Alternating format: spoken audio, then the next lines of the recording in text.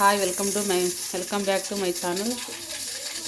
పప్పుచారుకు కొంచెం పప్పు పోసి కడిగి పెట్టుకున్నాము.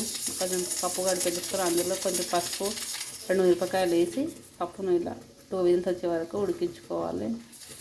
ఆ తర్వాత పప్పుచారు చేసుకోవాలి. పప్పు పెట్టుకున్నాం కదా 2 విజిల్స్ వచ్చినాయి.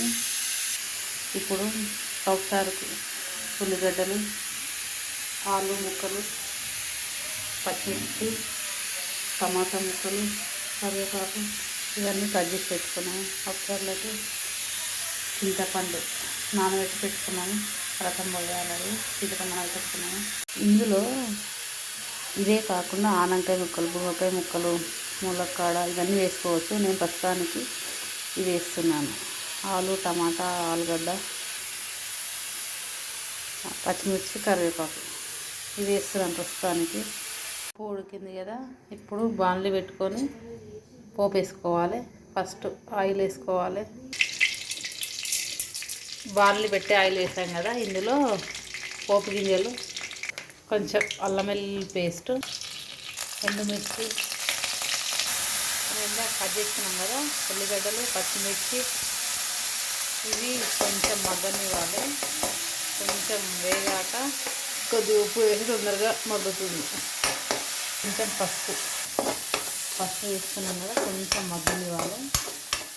అది వేగింది కదా, మగ్గింది కదా. ఇప్పుడు టమాటా ముక్కలు వేయాలి, ఆలు ముక్కలు కూడా వేయాలి.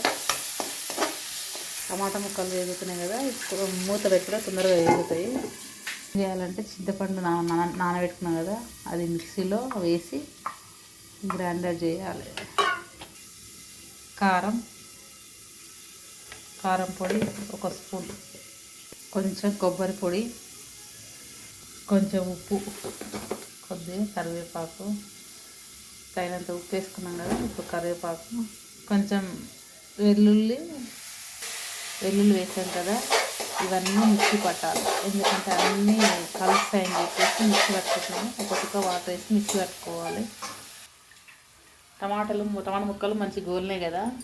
ఉడికించిన కుక్కర్లో ఉడికించిన పప్పు వేసి ఒకసారి ఇట్లా కలుపుకోవాలి. ఇది కొంచెం ఉడకనివ్వాలి. ఇది ఒక 5 నిమిషాలు ఉడకనివ్వాలి. ఇప్పుడు మిక్సీ పడదాం కదా, మిక్సీ వేసుకున్న అట్లా అన్నీ వేసుకున్నాం కదా, అవన్నీ ఇందులో కలిపితే పప్పుచారు రెడీ. లాస్ట్ కొత్తిమీర వేసుకుంటే వేడి పప్పుచారు రెడీ.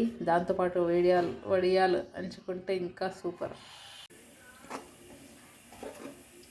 మనం మిక్సీ వేసుకున్నాం కదా, ఆ మిక్సీ పేస్ట్ను ఇలా వేసుకుంటే మొత్తం కలుస్తుంది. డైరెక్ట్ రసం అట్లా పోసుకోకుండా ఇట్లా మిక్సీ వేసుకున్నాము. ఇప్పుడు నీళ్ళు పోసుకున్నాము.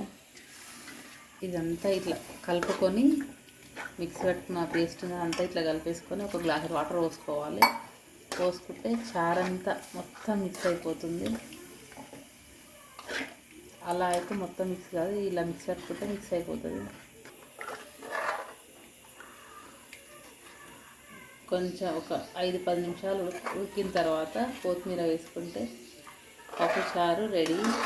దీంతోపాటు వడియాలు కూడా వేయించుకొని పప్పుచారుతో తింటే సూపర్గా ఉంటుంది. కొంచెం చక్కెర వేసుకుంటున్నాము పప్పుచారులో, మర్చిపోయినాము. చక్కెర వేసుకుంటే టేస్ట్గా ఉంటుంది. మూత పెట్టేసుకొని ఒక 5-10 నిమిషాలు ఉంచితే పప్పుచారు రెడీ. చారు మసిలింది కదా, బాణలిలోకి వెళ్ళి గిన్నెలో పోసుకున్నాము. ఇలా చారు రెడీ అయింది. వేడి పప్పుచారు రెడీ. టమాటా ముక్కలన్నీ ఉన్నాయి చూడండి. పప్పుచారు ready. Thank you for watching.